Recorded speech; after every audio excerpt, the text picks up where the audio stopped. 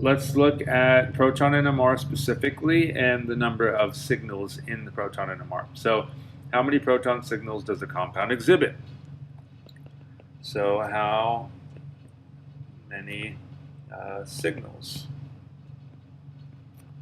in an H1 NMR? I guess this would be for a specific sample.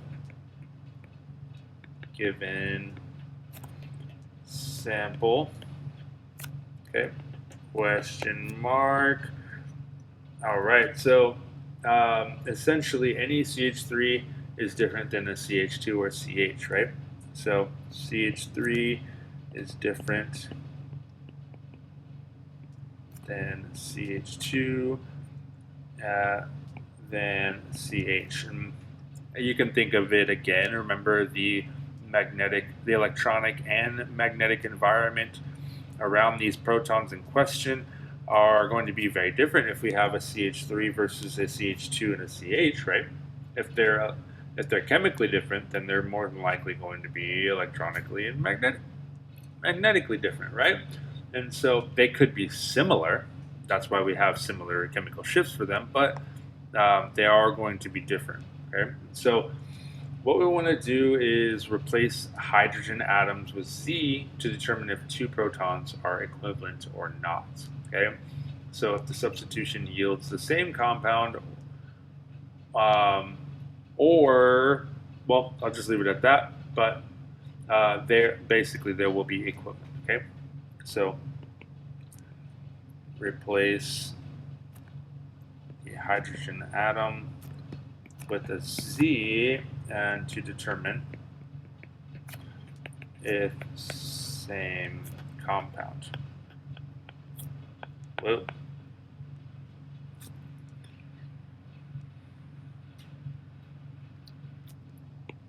Okay, and so we'll kind of go over what we mean by this in a second, but two hydrogens are equivalent in alkenes only if they're on the same side. Or I guess only if they are cis or trans to the same group. Okay, so hydrogens are equivalent or the same, like we'll have the same chemical shift in alkenes if and only if they are cis or trans to the same group. Okay. All right, so let's take a look. So how many different protons does pentane have? All right, pentane. 1, 2, 3, 4, 5. And so that first portion, we're saying replace the hydrogen atom with a Z to determine if it's the same compound. And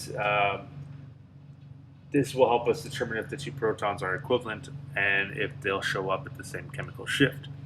So what we mean by that is, so we know we have hydrogens here, here, here, here, and here, right?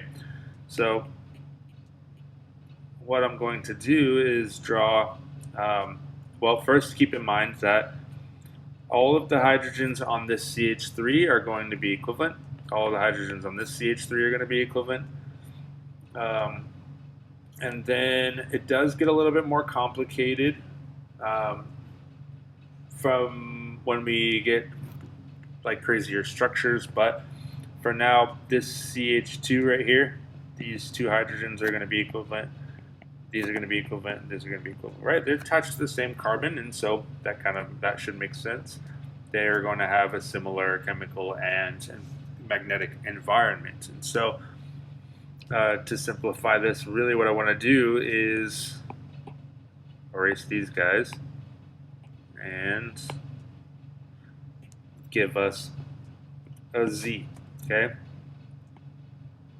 And then another Z, and then another Z, and then we'll keep going. Another Z, then we'll get another Z, right? And so again, we want to replace the hydrogen atom with the Z to determine if it's the same compound. Now, you could have, I would probably suggest you do this on your own, but you can definitely take a look at these terminal CH3s or any of the other ones to see if they are the same. Even though I just told you that they're the same, you can apply these principles that we're about to go over to determine if I'm lying to you or not, right? I tell no lie, though. So basically, remember that the key thing is that this can actually rotate because it is a sigma bond. And so this Z, if you rotate it, will basically be put in that position or that position at any given point. And so that's why they're all equivalent, okay? So now what we want to do is take a look at this Z on this particular pentane molecule and see if it looks similar to any of the other positions that I've replaced with Z. And it may or may not be obvious to you at first, but this one right here and this one right here are the same, right? All I have to do is basically flip this guy over and it's going to look just like this one, okay? Now, what about this one right here? Does it look like anything? Yeah, right? If we flip it over, it's going to look like this one, okay? And again, we take a look at this one right here. This one is unique, and so essentially what we have, since I've circled basically a red, a blue, and a black, we've got 3 unique sets of hydrogens. Okay, and so we will have 3 signals in the NMR spectrum.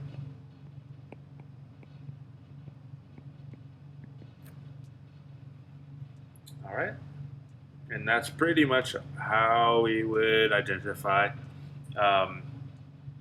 if the proton resonances are going to be the same or not. You could think of it as naming the compound if you wanted to put like a methyl group there instead.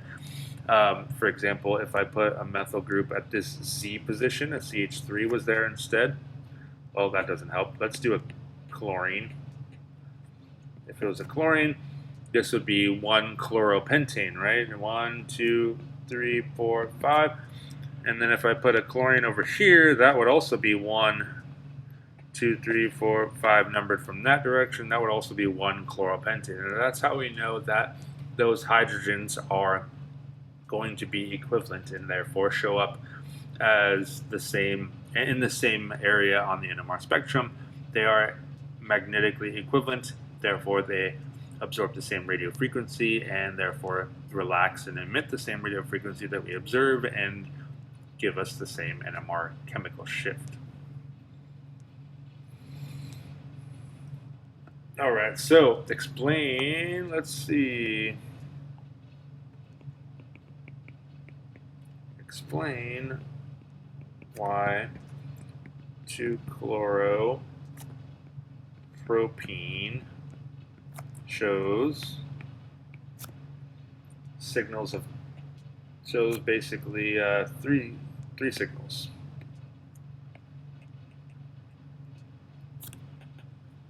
In the proton NMR. Okay, first of all, so methyl propyl, propene, and then we got the 2 position, so for the chlorine. So this is 2-chloropropene. Now let's explicitly draw out our protons just for the sake of the problem. Okay. Now, remember, these are all the same. So that's going to be 1 signal, right? And so it's asking, why are there 3? Well, this one and this one, they look the same, right? They're on that terminal carbon on the alkene. And so we might think they have the same chemical or magnetic environment. However, well, just giving you the rule above, right? Protons are only equivalent or the same in alkenes if they are cis or trans to the same group. And so this particular hydrogen is cis to the methyl group and trans to the chloral group, right? Whereas this particular proton right here is cis to the chlorine and trans to the methyl. So it's opposite, right? And so you can also think of this chlorine right here, or that methyl group. I'll focus on just the, let's do the methyl group, right? Because it's kind of big, and you can think of it having a very large electron cloud, right? And so that electron cloud is going to create that magnetic field that's going to help more or less shield or at least affect the magnetic field of this red proton right here.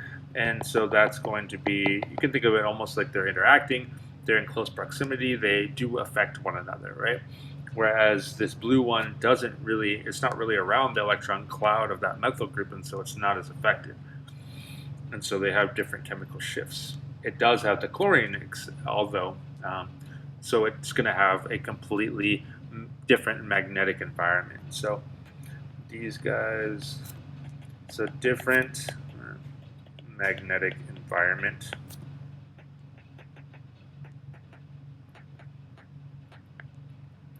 So different chemical shift. And therefore they're essentially different signals, right? All right, so let's just try just a couple more examples. So let's say we had cyclopropane, should be a nice little triangle, chlorocyclopropane, so triangle but with a chloro group on there, and then chloroethene. So we've got this guy right here with a chlorine on there as well. And so obviously that chlorine's location is going to be, it doesn't matter in this case, and it's going to be the same compound no matter what. And so what we want to do is kind of just identify how many equivalent protons there are. And so we're going to use that method of applying or replacing as one of the hydrogens with a Z to see if they are in fact the same. And so if we put a Z here, or if we put a Z here, or if we put a Z here, what is going to be the outcome? So think about that for a second. You can pause or whatever. But basically, it's going to be the same compound no matter what, right? All you have to do is rotate the molecule. All of these hydrogens are therefore going to be the same. So all H's are equivalent.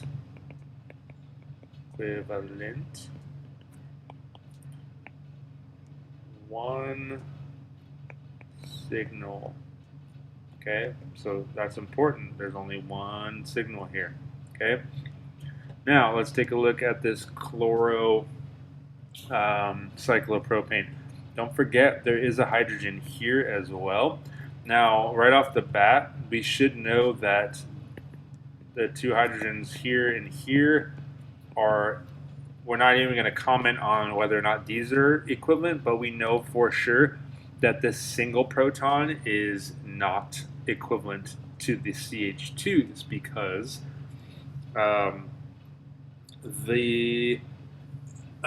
that's just different, right? That was one of the rules that we gave you. CH3s, those are different than the CH2s, which are different than the CHs.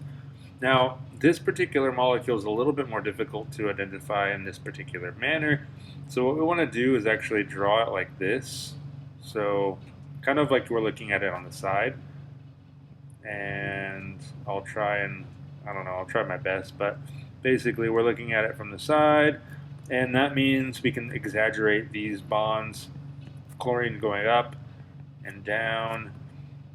This one is going up, this one's going down, this one's going up, and this one's going down. So I don't like those guys. I'm going to draw this going that way. And I'll draw it like that. And so essentially these hydrogens right here are pointed up, and these blue hydrogens are pointed down, okay? Now, the reason why this is important is because you can see that kind of like like the 1,3 diaxial interaction in a chair conformation, when we had this, like if we had a chlorine here and these hydrogens here, these are all kind of interacting with one another, right? And so it's the same thing for this. It's more like a 1,2 interaction, though. These hydrogens are interacting with this chlorine, and they are closer to that chlorine than the blue hydrogens are that are on the bottom, because they're projected away from that chlorine. And so in this case, even though these two hydrogens right here are on the same carbon, they're actually inequivalent, and that's because they are, in terms of three-dimensional orientation, 3D orientation, they are in a different chemical or magnetic environment. So, different magnetic environment.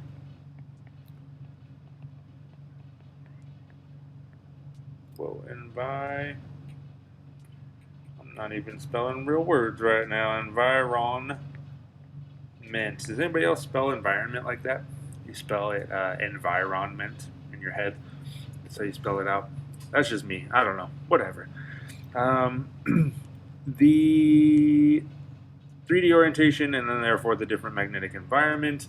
And so that means that we're going to have a red signal, like a signal corresponding to the red proton. And if you didn't get it by now, those blue ones are different. So we're going to have a blue proton signal, and then we're also going to have that green proton signal. And so these are three different proton resonances that we're going to see.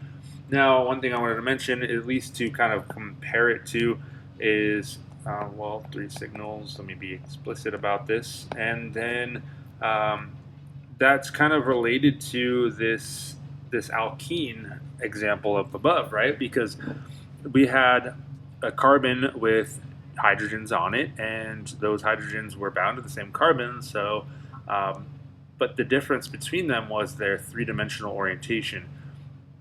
They were cis or trans to different groups, and therefore they are going to be magnetically inequivalent and have two different signals. And so these are three-dimensionally oriented in a different way, and so they are also going to have a different magnetic environment. So hopefully that helps kind of at least justify the reasoning and better understand what's going on.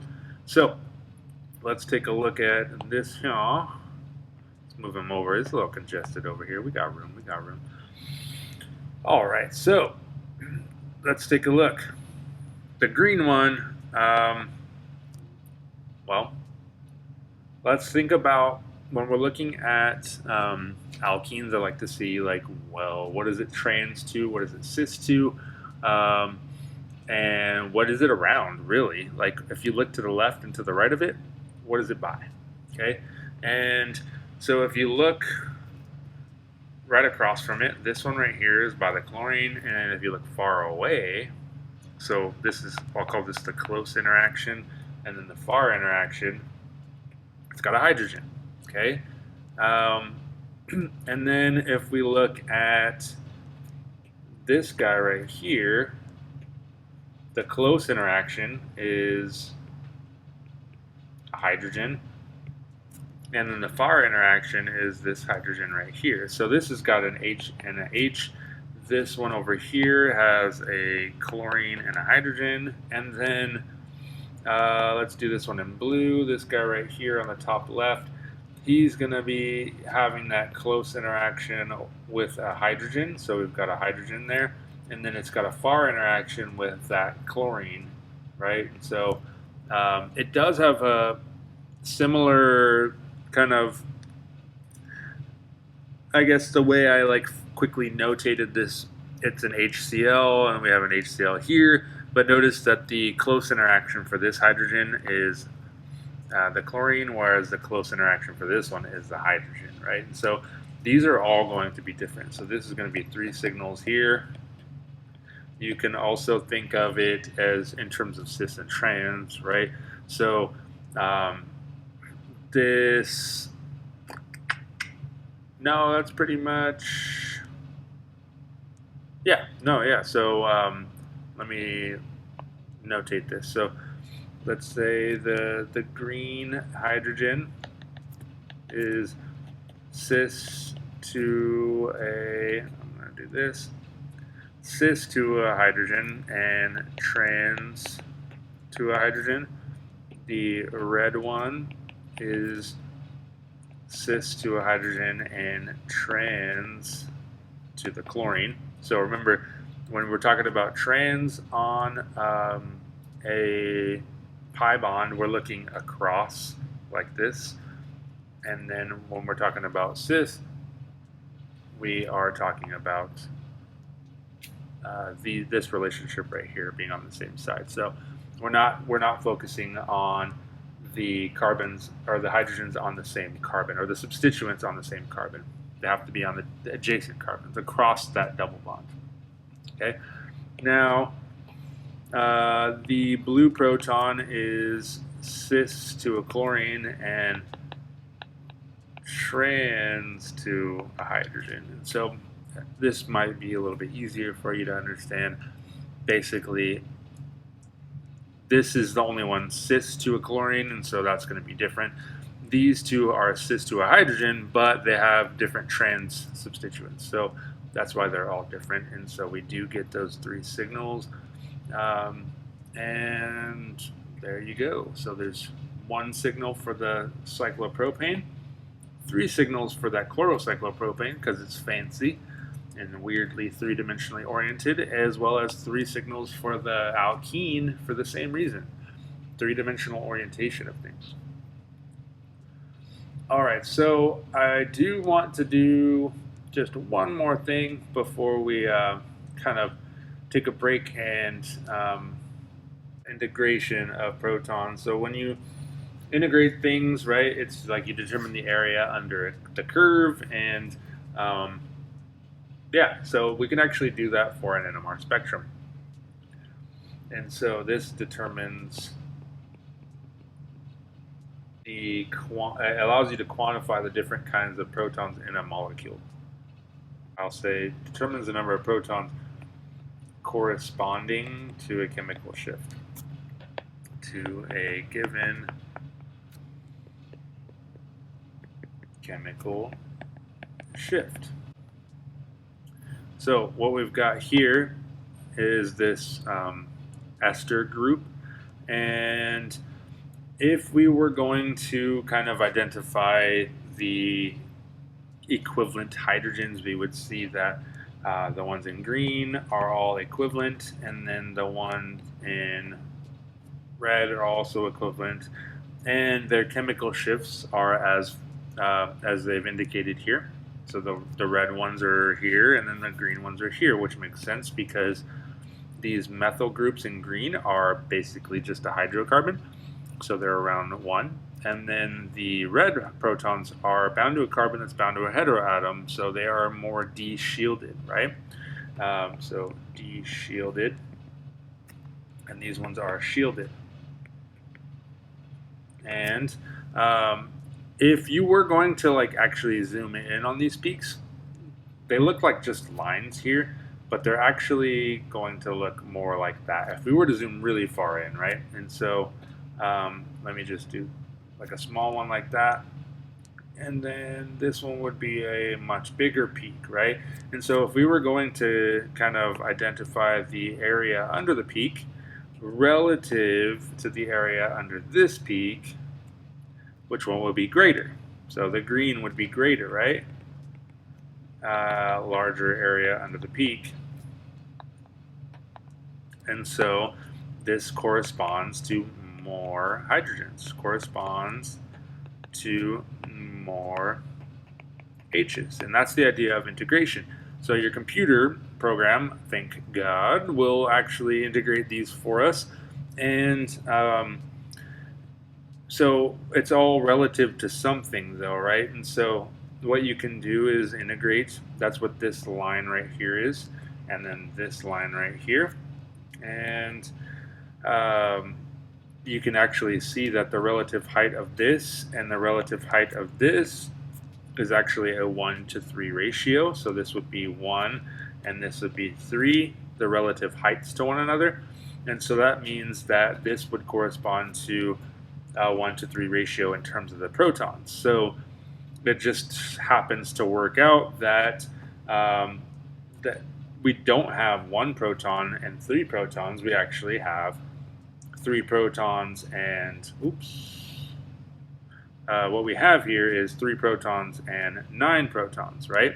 So if 1 to 3 is the same as 3 to 9, though, and so that's the thing. That's the kicker about the integrations, and it's really important that you're aware that a 1 to 3 ratio doesn't mean that you have 1 proton and 3 protons. It just means that you have that specific ratio. And so you could have, again, a 3 to 9 ratio. You have to choose what makes sense for your specific molecule, and that comes with practice. And so it's not too rough. Sometimes, for example, you can actually get like a 0.5, and then you'll have like a maybe 2, right? So obviously we know that we can't have half of a proton, and so the logical thing would be to multiply those both by 2, and then you would get a ratio of maybe 1 to 4. Now, 1 to 4 seems a little weird too, but if you think about it, remember when we had, let's see, pentane, we had 2 hydrogens here and 2 hydrogens here. Those equal 4 protons, and so it doesn't mean that you have 4 protons on 1 carbon. It just means that you have 4 total equivalent protons. Same goes for this one, right? We don't have 9 carbon or 9 hydrogens on 1 carbon. It's just we have 9 total equivalent hydrogens. And anytime you have 9, you're thinking tert-butyl for sure. Keep that in mind. It's a really useful. You're hoping you're going to see that, right? Because then you basically knocked out 4 carbons and 9 hydrogens from your molecular formula, and the rest should be really easy to put together. Again, I'm referring to like a problem where you're piecing the puzzle together, because NMR is just a super awesome organic chemistry puzzle. All right, so let's take a look at what I mean. Identify the number of peaks in the proton NMR and approximate the chemical shifts. So let's just do, let's zoom out. I like to zoom out. Let's go there. So number of peaks and proton NMR. And so we've got this guy, and we've got a CH3, and then we've got another CH3. This is called paraxylenes, or paraxylene, sorry. You might have heard of xylenes. It's basically this structure where the methyl group can actually be like right here, or even right here too. So that's what xylenes is, if you've seen it like in a garage or something. But what we want to do is identify the number of peaks in this particular NMR, and then we'll kind of see like if we can approximate the shifts, then we can also approximate the integration and what they might integrate to. And so first, let's focus on these CH3s here, right? If we were to replace one of these with a Z, that would look like this.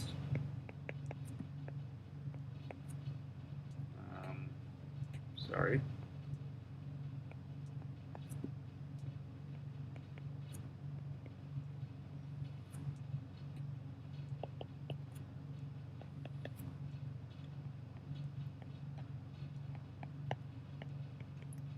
CH3, now we've got C. I'm replacing this one with the Z now to see if these are pretty much the same. because remember, these ones are going to be the same. You can just rotate that about that sigma bond, and that Z will just swap out with any of these, and so all of those hydrogens are equivalent. We want to see if those methyls are equivalent, right? Did we end up with the same molecule? Yeah, right? Just rotate this bad boy right here, and it looks like this one. And so those ones in red are going to be equivalent. Now, are there any other hydrogens? Yes, there are. Don't forget about those hydrogens on the benzene ring. Okay, so we've got this guy, this guy, this guy, and this guy. Now, what we want to do again is replace one of these guys with a Z. So let's just go ahead and do that. This is a Z. Well, now let's just actually draw them all out, right? So 1, 2, 3, 4. I'm gonna shorthand the methyl groups just to make it easier, and I'm also gonna not draw out the other protons.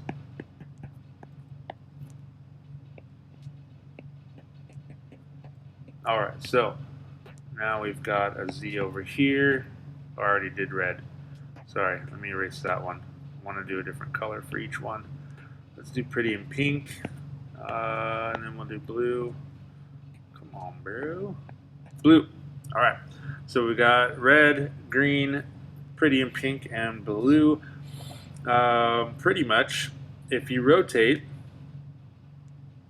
this particular one right here, if you just kind of flip it over like that, it's going to place that Z in this position. And so these ones are equivalent, right? And the same goes for this. If you just rotate like that, these ones are going to be equivalent as well, right? But what about